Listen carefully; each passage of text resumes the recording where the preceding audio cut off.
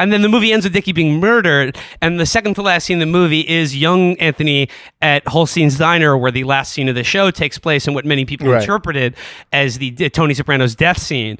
But like this movie, I think Chase is making it fairly clear here that, like, in case there's any ambiguity, the end of The Sopranos is Tony's death. Yeah, I mean, I think that is a way to look at it. I still think it's relatively ambiguous. Yeah, a little bit, but I mean, he's putting his thumb on there the was scale no a bird little bit. there, so he couldn't have died. Yeah. I think, like, we're gonna think that then in 7 years we're gonna get like a new Sopranos where it's like, no, actually nothing happened in the diner, and it's just like shitty new Sopranos with like an aged CGI Michael Gandolfini, and he's like, and it's just like him being like, what the fuck is TikTok?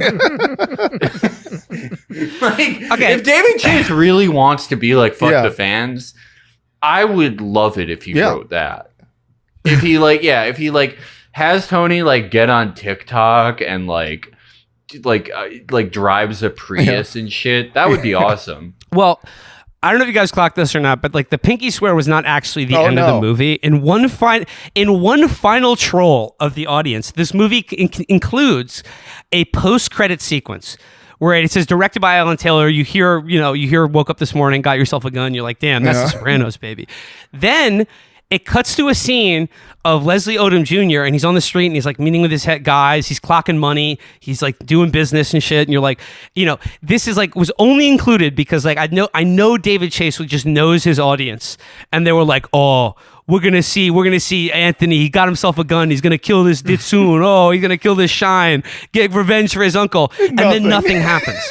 It's just Harold. He just clocks a big bankroll, puts it in his pocket, and he's like, "All right, I'll see you guys later." To me, that to me is David Chase also saying "fuck you" to like Marvel, like MCU post-credit sequences. Like you're sitting there, you're like, "Oh, where's Captain America's shield, baby? Let's see it," and then just nothing happens at all. He might as well have gone on screen and said, "Hey, fuck yourself," and left. But brilliant. So I think in conclusion, I think there is perhaps something a little admirable just about how much David Chase hates people. Yes. I will say that. Yes. It's lovely. Like you have to. He teaches you how to become like a masochist,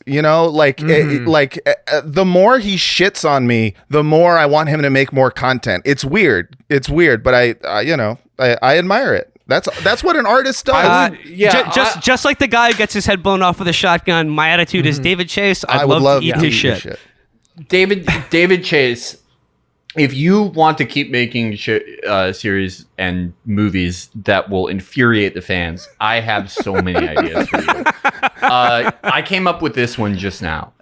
Okay, this is marketed as like Ralphie, Tony, Jackie, like at the time where they robbed Feature on his card game. It's like the 80s, they're on the come up. Like all like very period specific stuff. Like use some cool licensed 80s song in the trailer. But 70% of the movie is about Artie Bucco being a sous chef.